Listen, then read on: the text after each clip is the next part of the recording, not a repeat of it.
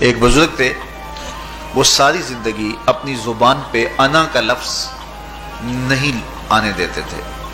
اس مفہوم کو بیان کرنا ہوتا تو وہ الفاظ دیگر بیان کرتے، میں کا لفظ، انا کا لفظ وہ اپنی زبان پہ ساری زندگی انہوں نے جاری ہی نہیں ہونے دیا۔ کہتے تھے اس لفظ نے شیطان کا بیڑا غرق کر دیا، تو میں یہ لفظ زبان پہ آنے نہیں دوں گا۔ اچھا، بندے بھی بڑے عجیب ہوتے ہیں، کسی نے کہا لو لو، ان کی زبان پہ یہ لفظ آتا کیوں نہیں، میں جاتا ہوں اور ان کی زبان پہ یہ لفظ آئے ہی آئے۔ چلے گئے، بزرگ تشریف فرما تھے، نماز کا وقت قریب ہو رہا تھا۔ حضرت ایک مسئلہ پوچھنے آیا ہوں، کہا پوچھئے، شیطان کو کس چیز نے برباد کیا؟ حضرت آپ تو بولیں گے کہ میں نے، آنا نے، تو کہوں گا جیسے بھی ہوا ان کے زبان پہ لفظ میں تو آ ہی گیا نا۔ تو وہ بزرگ بھی بڑے سیانے تھے، اس کی نیت کا کھوٹ سمجھ گئے۔